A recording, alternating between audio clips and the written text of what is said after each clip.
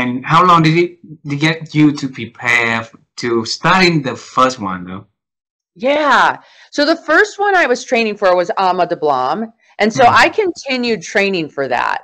And the nice thing about it is like every mountain kind of builds your skills to help you with the next one. So I did harder mountains later, but they didn't feel so hard because I became better. And so we kind of met, right? Like I didn't take on Everest first or K2 first.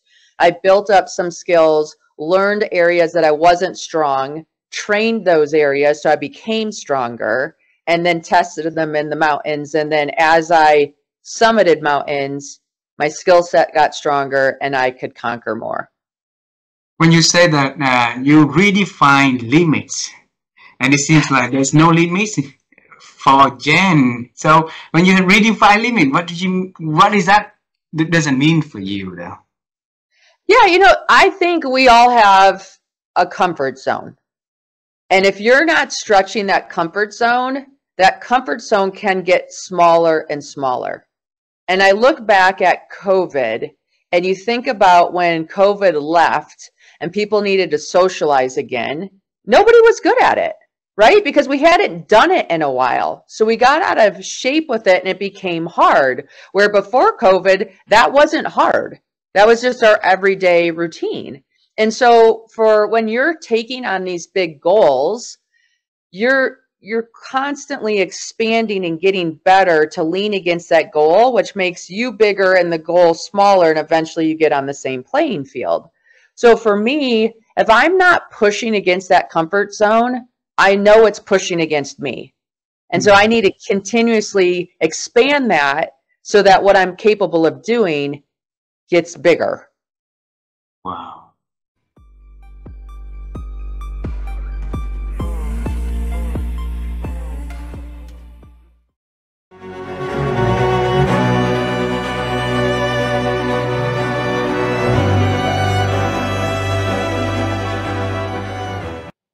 Well, this is where the neuroscience comes in really handy, because I have learned the different areas of my brain that I can use in better ways through the neuroscience. For example, I now know that if I take on too much and if there's too much stimulation, the stress curve and the impact on my goal direction, empathy, clarity, memory, all the executive functions from the prefrontal cortex, the more I take on, the more the capabilities will be impaired. So I have learned to stay in this zone of stimulation and stress to not go over the curve where it becomes so much that I can't think clearly anymore. So the neuroscience has really helped me understand my thinking and where it gets to be a challenge and why.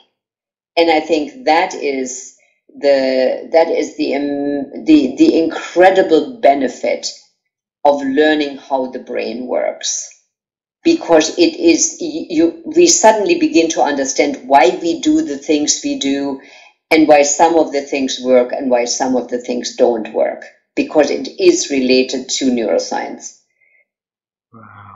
Wow. And so, so I've learned to not overstimulate myself so that I don't lose, my executive function capabilities. But I've also learned that, I can't keep everything in here.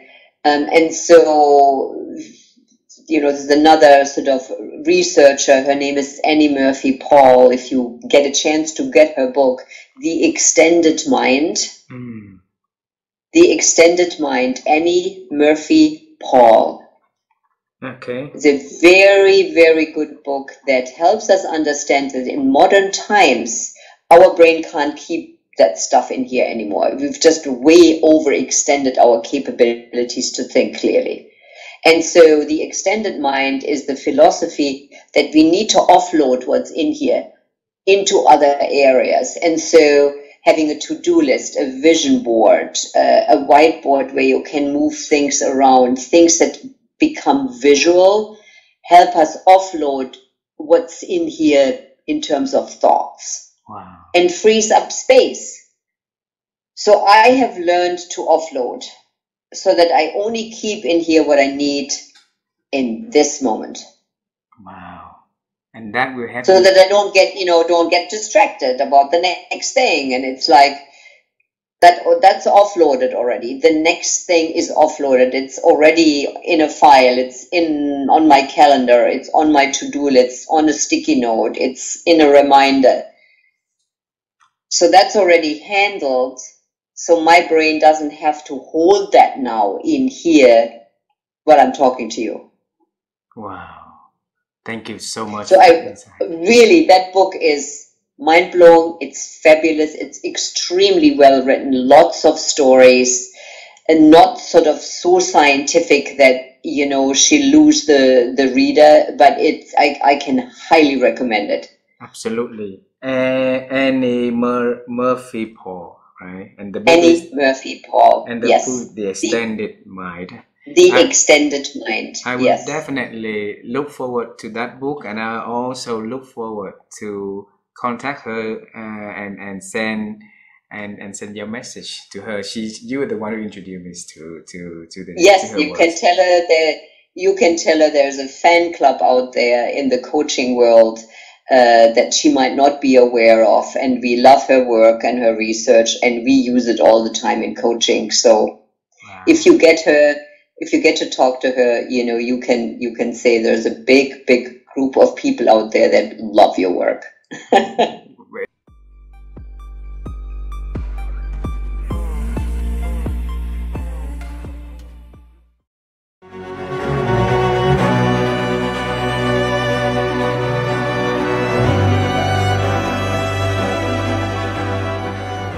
I think what you have to realize is that you have to take action that benefits the organization that you're stewarding. It can't be action that benefits you. And I do believe that is very difficult for most leaders. There are a lot of leaders who will do things because it benefits them personally, right? It furthers their career. It furthers their checkbook. They become richer.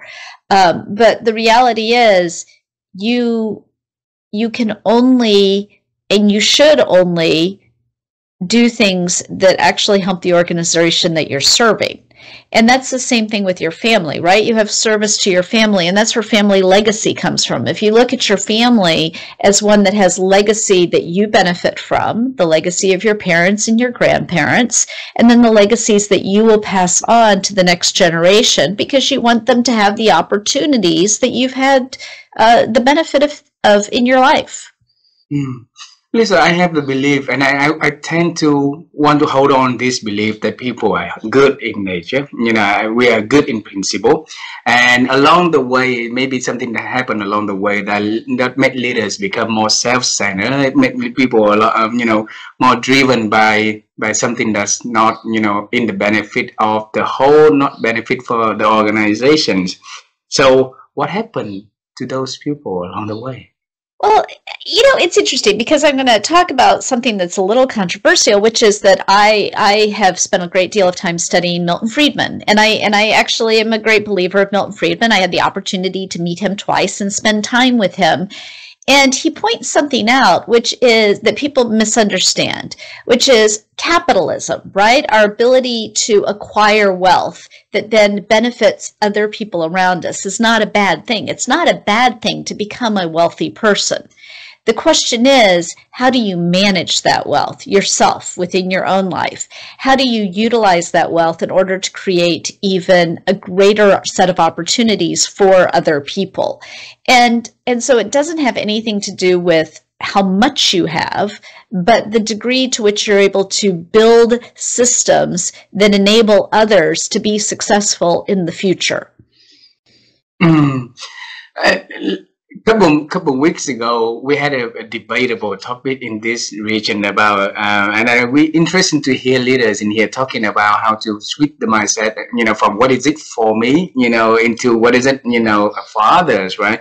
And I saw a lot of people, really debating on, if we keep building something for something else, for someone else, then, one day we're coming out empty-handed, and so they really want us to understand what is that. how to answer, how to get the answer on the topic of what is that for me, and then can help them having a fulfilling life, leading others. So for Lisa, what can you give the wisdom and insights first to answer that question? Well, I think a lot of leaders build monuments to themselves, right? We see these physical things everywhere, right? You've seen kings in your own country. I've been to your country. I've been all over Asia. They're monuments that people built to themselves. And that then begs the question is, what does that do for anybody else? And so if you look at creating opportunity for others, as opposed to creating a symbolic mechanism for people to remember you after you're gone, I always believe the greatest testament to your legacy is those that you have mentored being successful. And, I saw it with my father. My father was an individual that mentored a lot of people. He built an institution from the ground up. He built an institution that ultimately had millions and billions of dollars in revenue. There are thousands of people employed by the institution, but his legacy is the individuals. His legacy is what did that institution do for the community in which it sat. Even though he was the one who started the institution, he viewed his stewardship a full recognition that it needed to survive after he departed. And that not only that, but the best way for it to survive after he departed was to ensure that the value system that was important to him was passed down and moved forward by those other individuals that would come after him.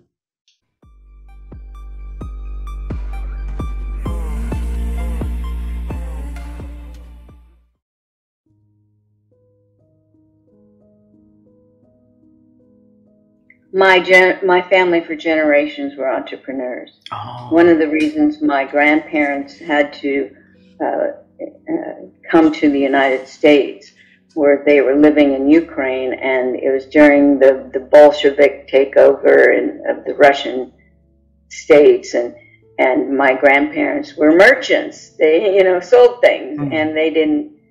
So they were Jewish merchants, and so they would be killed.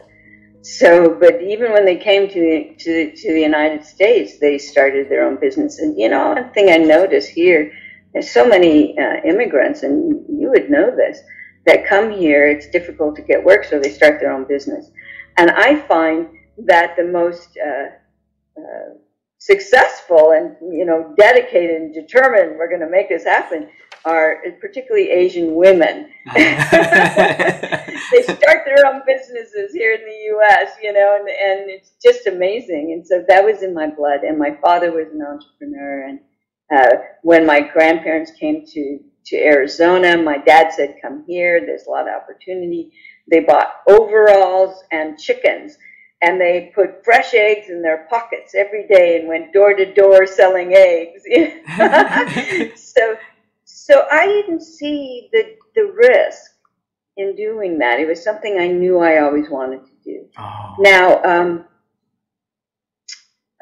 and so that because of that, I knew I wasn't going to stay in corporate life all my life. That I wanted to be on a bigger stage, helping more people than just one company. And I'd had enough of the corporate craziness. So, the hierarchy and all of that. I really wanted to have the power to create what I wanted to create.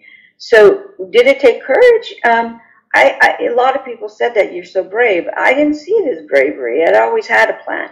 In fact, I told my boss, the day he hired me in my last job, I said, I'm going to be here about 5 years and then I'm going to start my own business and write books. And then the day I resigned, he was shocked. And I said, I told you 5 years ago that I wanted to start my own business and write books. And he says, but I didn't believe you because nobody does that. Oh, my gosh. And I'm like, you know what? No, I do that. And it's fine that people stay in places that if they're challenged.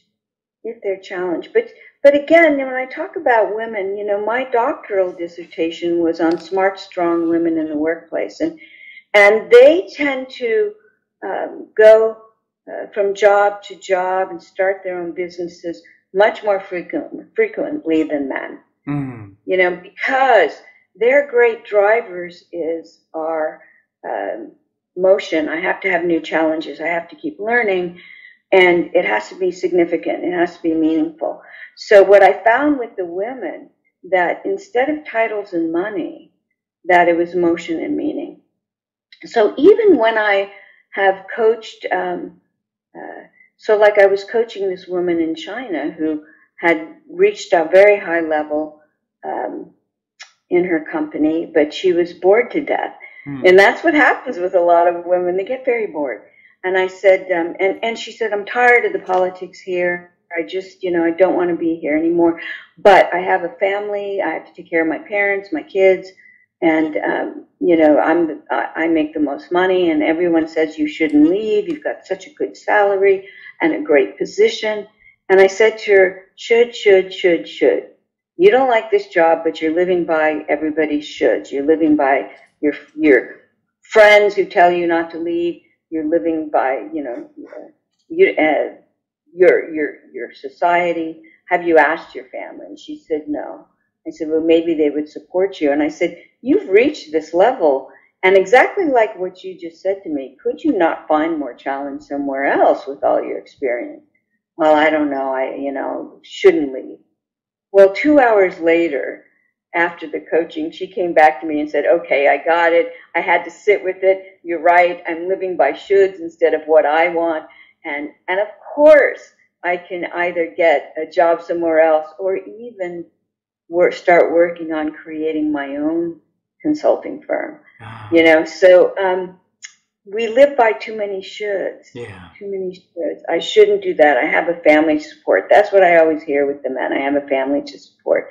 Have you asked your family? Would they support you in doing something else? Usually they say yes, because they don't want to see you burnt out and angry. You know? So look at your shoulds and see how they're getting in the way of your dreams. Beautiful.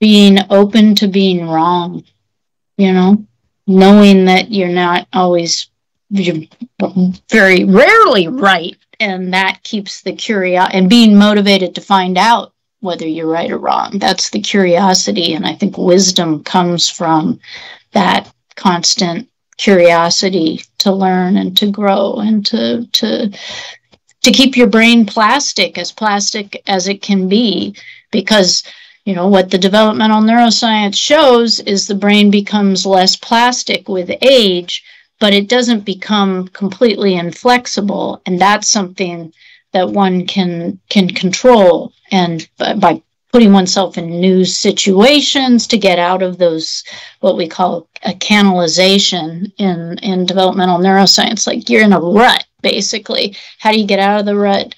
Well, being open to the idea, number one, that maybe you don't know. Maybe you can learn something from somebody completely outside of your normal sphere of influence, and being curious to do that, right?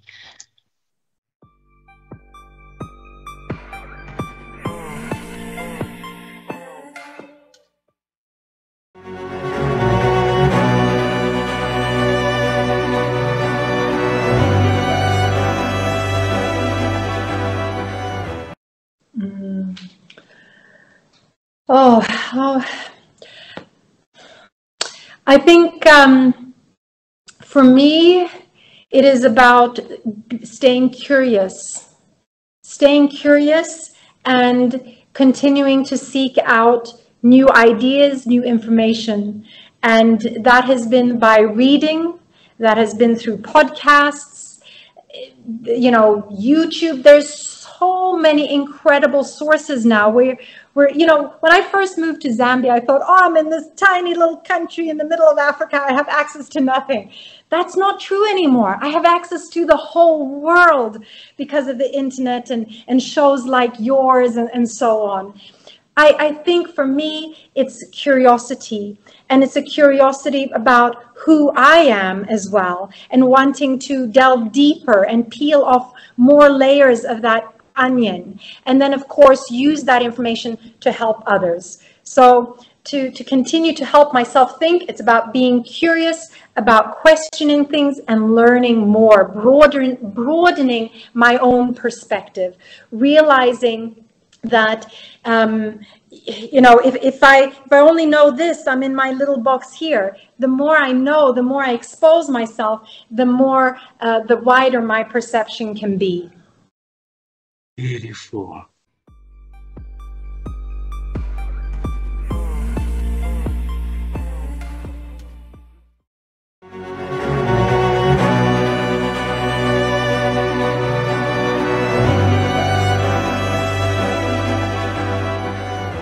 Karen, for you and David, you have people to get wiser. You have leaders to be to lead the team better and be better leaders, right? What kind of question do you ask yourself every day? One of the questions we literally ask ourselves, not even just every day, but like 12 times a day, is what is most important right now? And we teach in our leadership programs, we call it the MIT, the most important thing, and we teach people to think in terms of a pyramid. So what is most important at the strategic level? Like, what are the 2 or 3 big things you're working on as an organization? What are the most important initiatives under that? What are the most important activities? And then, very importantly, what are the most important habits that, if you do them consistently, will make the biggest difference? And to understand, grounding yourself in that. So, obviously running a leadership development company, one of the most important things is our client experience. Do people come and have a unique, best-in-class experience learning something that they're going to apply, right? Because that's our mission, that they're going to go be able to do something. So that is a most important thing. Being a thought leader in the world is a most important thing for us. It's important that we don't phone it. We don't use ChatGPT to write blog posts for us, right? We are doing our original research. We're sharing our experiences. We're writing. Like, all of these things are most important things, but they all run down to a habit level. But in any given moment, you have to have a laser focus on what's the most important thing. So yesterday, for example, we had a cyber attack hitting our website. Oh. Now, our website is everything for us, right? We've got 1,500 articles. We have universities that depend on our articles. We have clients that depend on our articles. It's our marketing. It is a big problem when, like, 5 minutes before I get a call, a university calls us and says, we've just blocked your site. Okay, this is not good. But also, I went in and David and I were both about to get on an executive leadership development program virtually with our largest client. Wisdom looks like this is a big problem. Like, we quickly got, made the phone calls. We needed to get some people working on the thing. But then when we showed up in that meeting, just focused on the most important thing, those executives in the room. It wouldn't have done any good to show up frantic and like spewing, oh my God, we're so worried about this thing, blah, blah, blah. That wouldn't serve them. So how do, the wisdom to say, okay, I did what I could do. Now for the next 75 minutes, I got to focus on doing the best I can for these leaders. And then I'll go back to deal with this problem. And I think that is one way. And I'm not sure, that's hard to do when when your brain is like, what am I going to do, right? But, how do you just show up and say, there's nothing I can do right now in this moment except this thing, which is be present for these leaders. Right. Wow.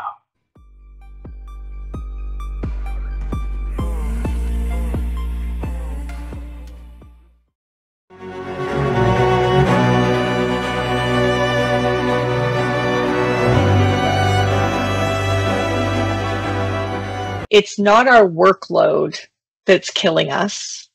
It's our thought load. And so I've coined this new term, thought load, and it's an equation. 2 things on the top and 1 on the bottom. So let me tell you what they are. First, the heavy, heavy cognitive load we're under because of how much we're trying to pay attention to and how distracted we are and how many hours of meetings and how many news articles, our brains are saturated. That's too much flour. That's the one challenge. The second challenge, the emotional baggage we are trying to walk around the workplace with. Our society is emotionally dysregulated. People are anxious. People are angry. People are hostile. We're seeing it everywhere, and it comes into the workplace. People are taking everything personally. They're, they are in the drama and triggered. So we're trying to cope with all of that. But the load part is that we're trying to cope with all of it as our energy reserves get lower and lower. We're not sleeping well. We're not eating well. We're really exhausted. We're burned out. And so the weight and the burden of the cognitive load and the emotional baggage is even heavier. And so the fun of the book is realizing that we've got great books about focus and great books about emotions and great books about resilience, but I don't think we have anything that's helping managers understand that this is a system where each one of these problems today is amplifying the others. So as our energy goes down, one of the things we know is one of the first things to go is our ability to calibrate what to pay attention to and what not to. So as our energy goes down, that cognitive load goes up. As our energy goes down, our likelihood of experiencing something as emotional or threatening or, he's out to get me goes up. As our anxiety goes up, we tend to try and multitask as a way of dealing with that heavy cognitive load. But we know one of the biggest outcomes of multitasking is increased anxiety and reduced energy. So the new book is a formula for managers for how they can first get their own thought load down. And then how do you lead a team in a way where the most important thing you're doing is managing people's thought load so that these smart, accountable, awesome people can actually do the job they're there to do. But right now, I think managers are contributing to people having an extremely high thought load. It's why we're really not getting as much done. It's why productivity numbers in our economy are terrible. They're not good at all. So we feel like we're doing way too much work. And I would say we're not accomplishing very much work at all. We're doing too many things. We're worrying about too many things.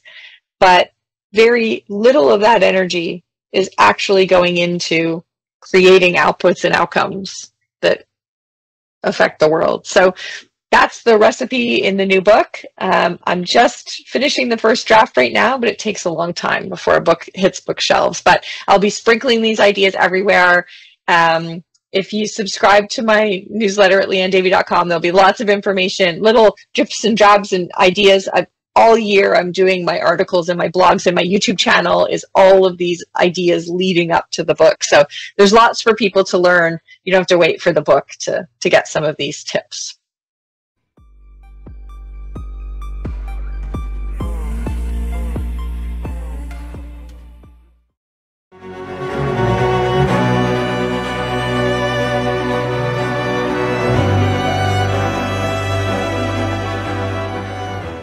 Okay, so assuming that we're gonna travel time and travel space also to another universe where you and I, me now, be able to see your your mom's father and your father's mother. So with the four of us together, all right. Yeah. And Michelle gonna share one piece of wisdom that Michelle's been having back to your grandparents. All right. So what is that piece of wisdom you are going to and proudly saying to them? Oh gosh, that's a great one. I'm going to share something that is applicable in life and career, and it is something that I share with my career transition clients, but this is so applicable in life in general, which is this is not your forever place, ever. Like if you're experiencing a challenge or you're experiencing a struggle, that struggle is an event. That struggle doesn't last our whole lives. So whether the struggle is losing a job, maybe having a problem with the house and not sure if you can keep your house, or, maybe the falling apart of a relationship, or any of those kind of things, like this is not your forever place. Like things will turn around, and things will evolve, and they will grow, and they will become better from here. It can feel very stressful in the moment, but it's not going to be how it always will be. So I think that's something that I've learned. I have learned that through life, with different situations and different challenges. And that would be one thing that I would share. I've seen it help so much, and I've seen the truth of it so much too. Wow. And I hope that this message, that piece of wisdom, will reach to many, many people during this challenging time in their lives, right? So that it can give them hope, and it can give them the courage to continue to face with setbacks and challenges. So on their journey, they'll be able to find peace and joy. So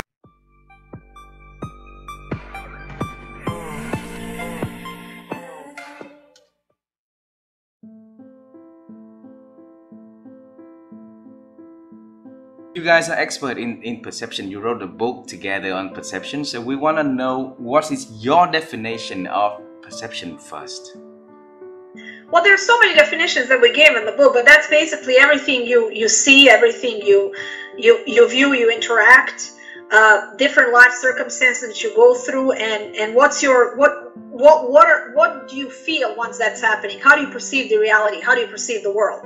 So we started with a core question: is there such a thing as reality? And Greek philosophers, I went down that rabbit hole. She did tell me, you go there on your own, because we were doing different chapters. And all of a sudden I called her one day and I said, listen, I don't even know if there is such a thing as a reality. She's like, we're never going to finish this book.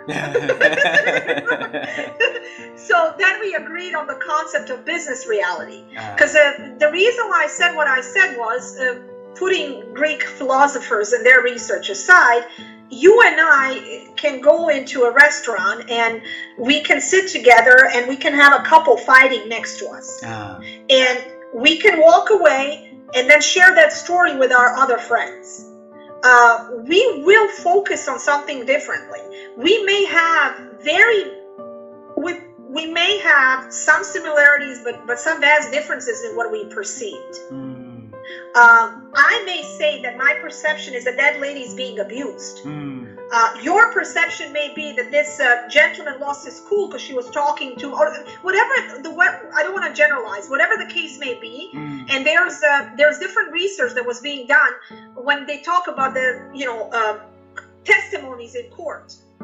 And why the eyewitness testimonies are not reliable. Why is nowadays every single jury in the world wants to see forensic evidence, wants to see science? Well, it is for the reason. Because 7 different individuals looking at the crime may perceive something vastly differently. So the definition of what's perception, you go to the core definition of what's reality. Perception is we're processing the universe, and basically what we're doing is there's several different variables that we focused on that we're studying. It is life experiences, it is gender, cultural upbringing, culture, your native culture or the culture that you live in. Some of us are bicultural, multicultural. Then we talked about emotional intelligence. We're talking about pure intelligence. We're talking about the curiosity index. So we were talking about so many different things. And ultimately, going back to my original story, it's not scientifically proven, but it was determined as we were putting all this research together that my upbringing, my life circumstances prepared me for the worst versus Diane being more optimistic in life. So what I've heard the key words that were triggering something in me, such as, in that meeting they said there will be a drastic change. To me, in my life, change is, you know how in the United States they always say, oh, change is good, embrace change. In my life, change sometimes was you lose your home, you lose your family. You are all of a sudden in this camp, and you don't have what I'm trying to say is, like, change for me, the word change was not good. And then also they said some of you may not like the change. So may not like the change. Again, she's hearing more responsibilities. I'm hearing we're losing our jobs.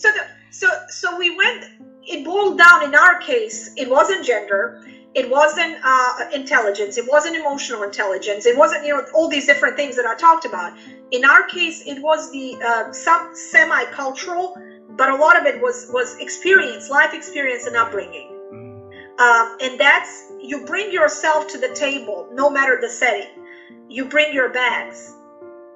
When people say, I love when here, especially in the Western Hemisphere, you hear, oh, it's nothing personal, it's just business. Yeah. I always say, it is always personal. It is, yeah.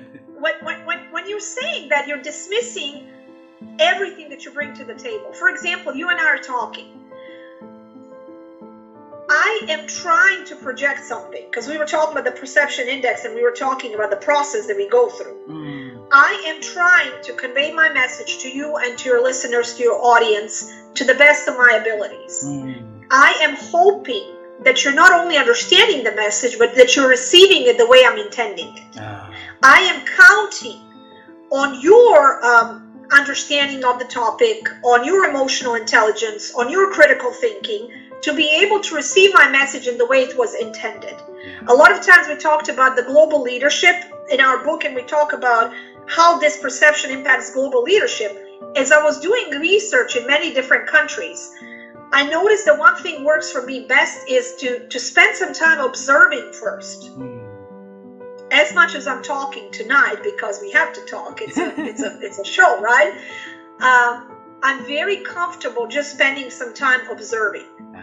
Because once you observe, you learn. And a lot of times when people have a misunderstanding, very rarely people have ill intentions to offend. Sometimes it's just a simple misunderstanding, and it is based on what I'm thinking I'm projecting, what I'm trying to project, and what you're receiving.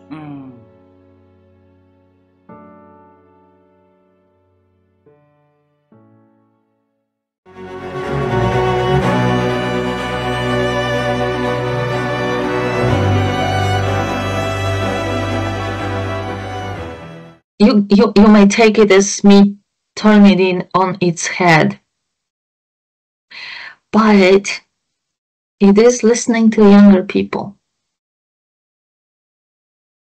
because they see things differently, and they see things differently for a reason. And I think that sometimes the older generations don't pay enough attention to why it's seen differently, and seeing the word differently, how can we move forward faster? How can we move forward with more grace, perhaps? And then, to your point, never, ever, ever dismiss the wisdom of our seniors. You laugh, but I remember my grandpa and grandma, I told you, on the farm. To this day, I know what herbs to use for healing certain things. Just because they told me. They don't teach you that at school, right? And that's, and it's not just the wisdom of hearing something when you're in a field. It's the wisdom of appreciating and respecting the wisdom of our elders. Wow. And I think that's very important. Beautiful.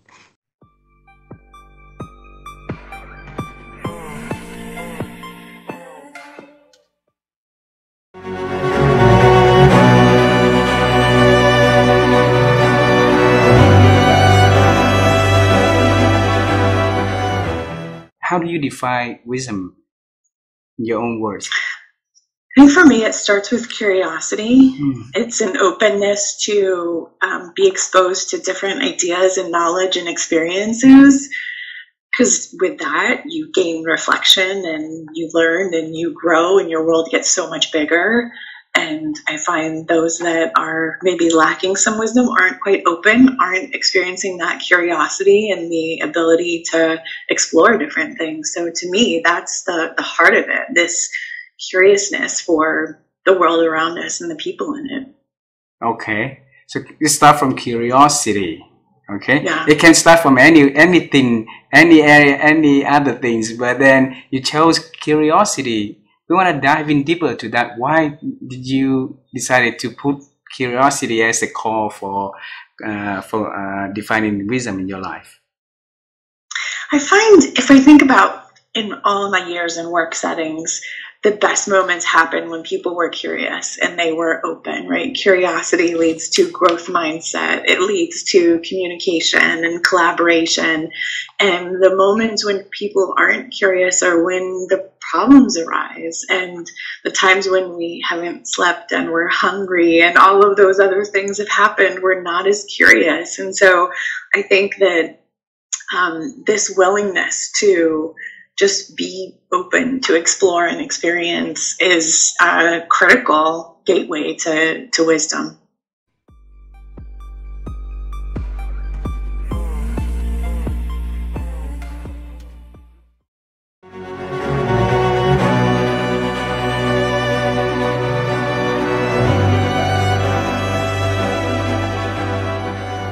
I think the most impactful small thing leaders can do right now, they can start today, they can start right now, the minute they're done listening to this episode, is to go thank someone, go recognize their contributions, right? It is one of the most underutilized tools we have. And research shows that a simple thank you from a manager once a week is enough to reduce burnout and disengagement, cut them in half. And that 40% of people, only 40% of people, so only 4 in 10 people feel like they are recognized appropriately or they're thanked often enough for the work that they do. And so if there's one thing you can do right now is pause and think about what specific contribution did that person have, and go tell them. And sometimes people, sometimes leaders don't do that because either they assume the person knows, or because there's like a little bit of awkwardness involved in expressing gratitude. But research also shows that, people never regret expressing gratitude, and that this behavior can be contagious. And so not only are you thanking and recognizing someone, it's going to make them feel great. But what usually happens is that they then start noticing and recognizing and thanking people for their contributions. And so it creates kind of a positive upward spiral that can be so, so meaningful. Beautiful, beautiful.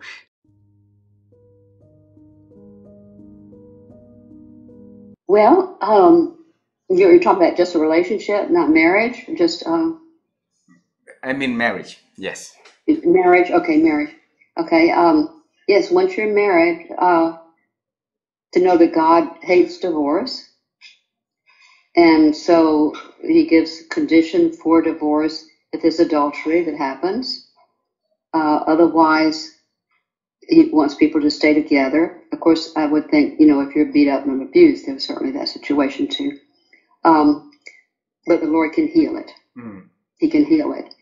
I felt like we were totally different people. We should never have been married.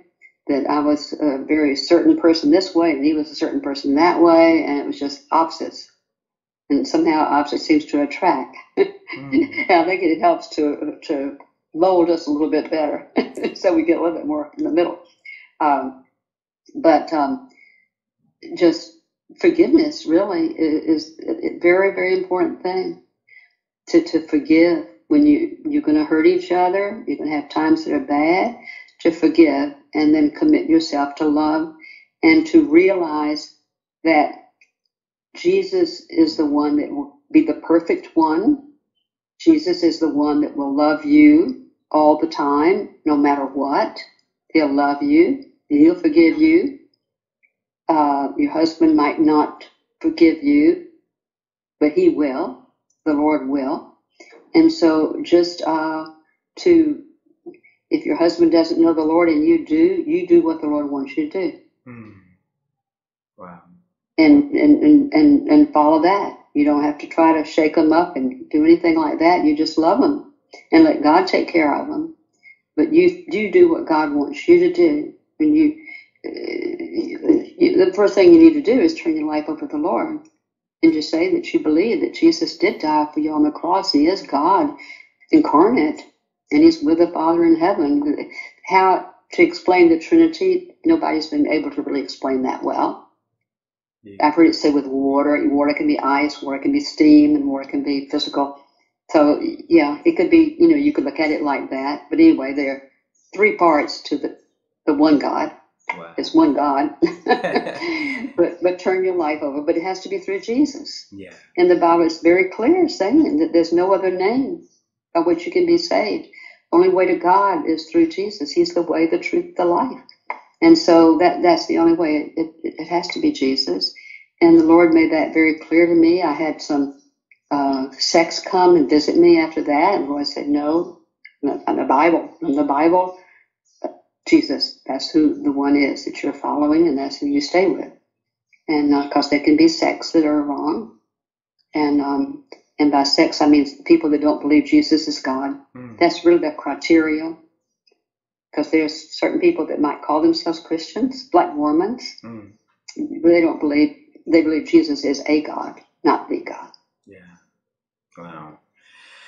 So there's a difference there. So just turn your life over to Him and just walk with Him as close as you can.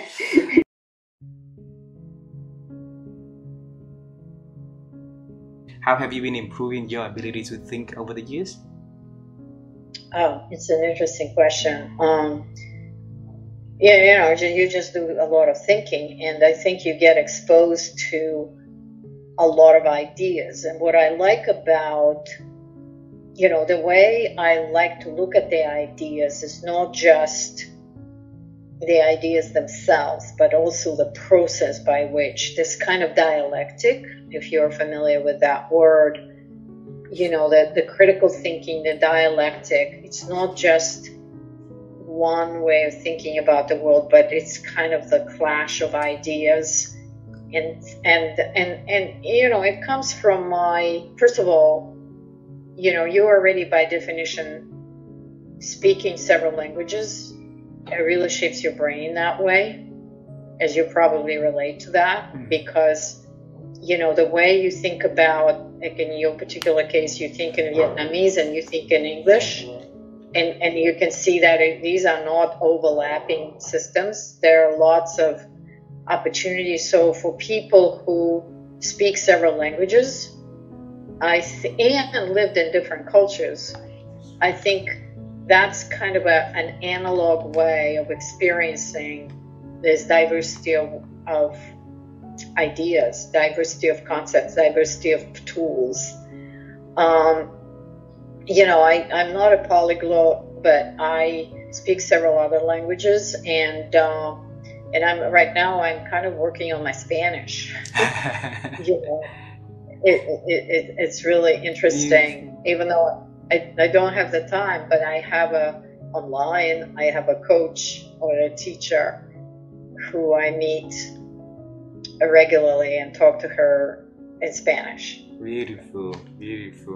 And we talk about the book already. We talk about your practice thinking already. So we want to ask a little bit about the future. So is there anything that exciting you are working on, you want to share with us so that we can congratulate and celebrate with you in advance? Yes, that's really interesting. I think I'm taking this conversation on the road. I shared with you that I will be in Japan, doing a series of talks in Tokyo to business leaders and different professional communities. I will be at a big conference in Singapore. It will be a 3-day HR conference. And in June, we're doing a big coaching and technology conference in Berlin, Germany. inviting Europeans to come to our conversation about what it means in the context of their cultures and in the context of their economies.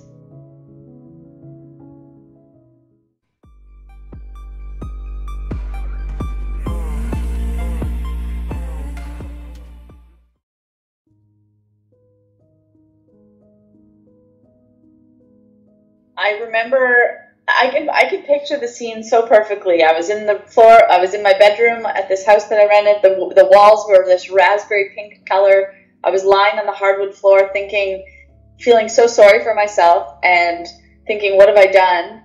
I'm such an idiot.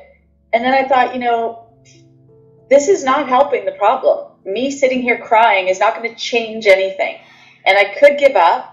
But I really believed in what I was doing, and I've had so many conversations with people who really liked my idea. I just needed them to take action and sign up now. I needed to kind of put some pressure and so I just thought, I can't give up. I've spent the last 5 months working so hard to get this started. I can't give up right now. And so I just decided to stop crying. And, I've always been told I'm a never give up kind of girl. If I really believe in something, it's just not my nature to be a quitter. I will find a way if I really believe in something. My team will often laugh at me, and they say one of my superpowers, I guess, is when someone puts up a hurdle or a wall, I find a way around it or through it. I'm not. If I really believe in something, I'm just not going to give up that easily, so.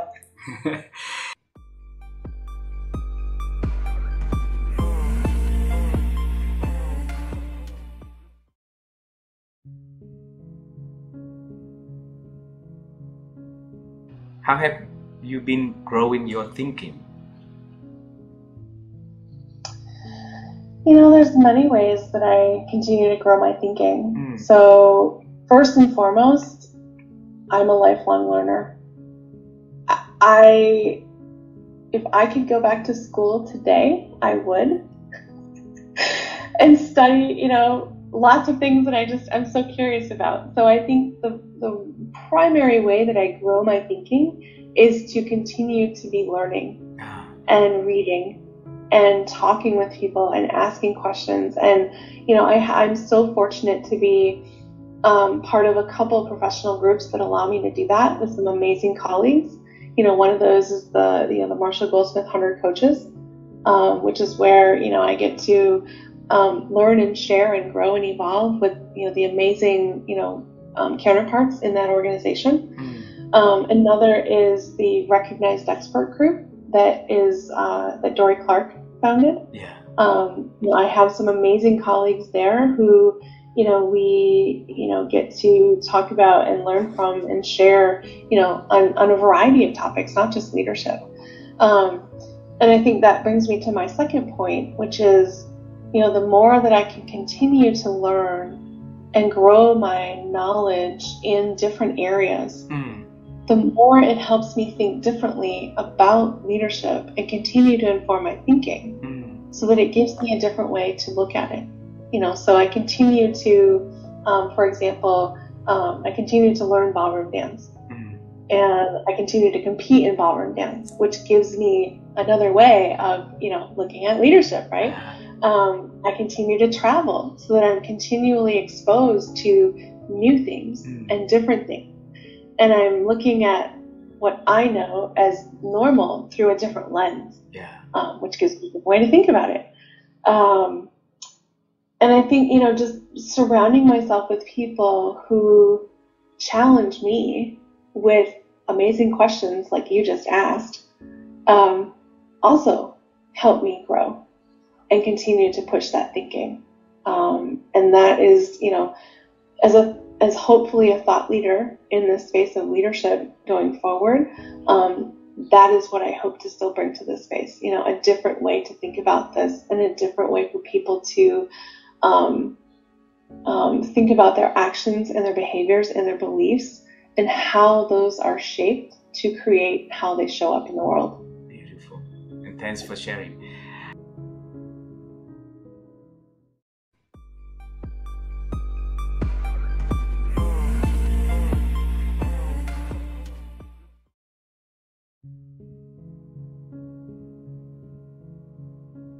It was in the early days of my new life as a consultant, and my boss at that point in time, he told me, you know, if you want to be credible in interaction with the clients, don't feel afraid of smiling, he told me. So you don't have, you know, to be serious to look credible, first of all. So you can be your true self. So if you want to smile, please do smile. Because obviously he saw me, let's say, in the office, and in the office it was Elisa smiling, but then in the client setting, I was becoming, you know, much more formal and serious. And so the first recommendation was, Elisa, please remember that you can be your true self, obviously. And he suggested, you know, to just write on a post-it, on a small post-it, and glue it on my laptop screen. Remember to smile, especially during the video conferencing meetings, especially at the beginning, again, because I was very, very nervous. So if I completely forgot that, you know, the way in which I was interacting with people, my body language was indirectly having a negative influence on others, you know, because the very moment that you look tense, that you look nervous, people will absorb like a sponge all your feelings. And so, again, probably may sound, you know, too simplistic, but sometimes just having, let's say, a small yellow post-it close to your laptop, remembering you to smile more, or let's say to inject some humor into the conversation. But the same is valid also for other suggestions or a piece of advice that they give as a coach to junior consultants, especially when they are female. For instance, female tend to say, sorry, oh, apologies, sorry, I'm late, sorry, I'm here, sorry, I'm there. And so my suggestion is always, please write on a post-it, stop saying I'm sorry. So at least, you know, the artifact, the small artifact will help you remember, you know, the do's and don'ts. And I think that this is valid also when it comes to humor. So people who probably are not, let's say, natural, ironic people, okay, having a small post-it. And it's also important to give candid feedback to other colleagues, and don't be afraid, you know, to do a pat-pat to your colleagues, say, oh, well done the presentation, but next time, please, smile a bit more, you know, you look too serious. Yeah. And yeah, so it's a mix of things. I think it's seeking and gathering feedback, is using artifacts to remind you, you know, the do's and don'ts. Yeah, and then, you know, keep telling to yourself, especially in my work, that I'm not saving lives. At least that's not my job. I try to do the best to have a small, meaningful impact. There are good days and bad days, but in the end, you want other people to feel good at work, to feel good at interacting with you. So put a smile on your face and try to have an impact on their lives. Yeah.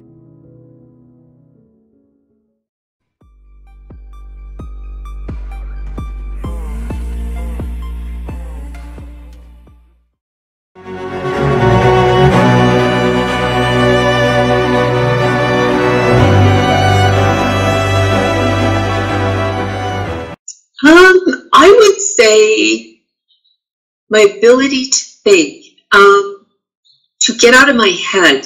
Sometimes it's going for a walk. Sometimes it's journaling. Sometimes it's reading and taking the time to reflect on what I've learned, what I would like to share with someone else. But it really is creating that space. And I can remember there was a LinkedIn Live Whitney Johnson did during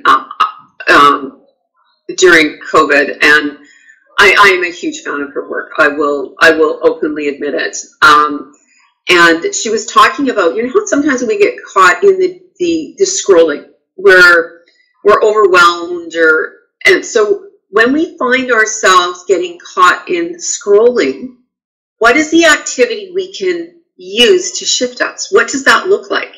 And so, often when I find myself, and I find that's happening for me when I'm overwhelmed, when I'm feeling tired. So I find actually, I'm not a gifted pianist, but I can play the piano.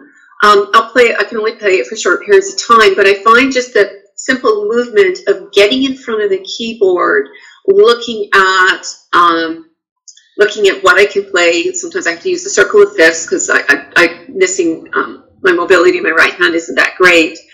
But it's shifting your activity. If you find you're getting caught in something that's you're not connecting with yourself, how can you create that connection?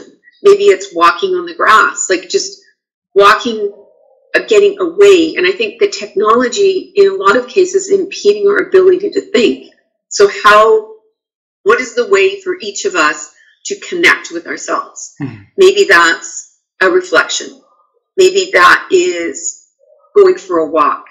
Maybe that is coloring. Adult coloring books, I think everyone should have.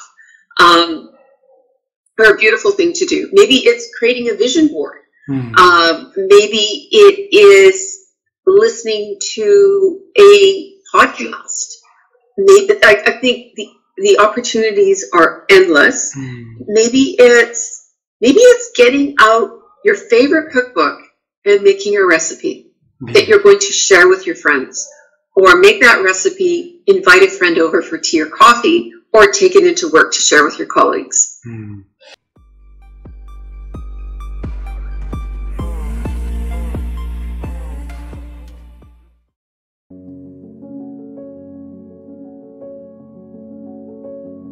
When I think about the people in my life who have been most influential and inspiring, what was true about those relationships was it was this combination of support and challenge. And the support is like that ability to honor what is, like what you are today and everything that you bring with you, and to see the potential, like this limitless potential, and give you the confidence and like the awareness of what that is, and then challenge you to actually attain it, like to keep getting a little bit better every day. And it's this like duality of like you're a masterpiece and a work in progress at the same time, and how do you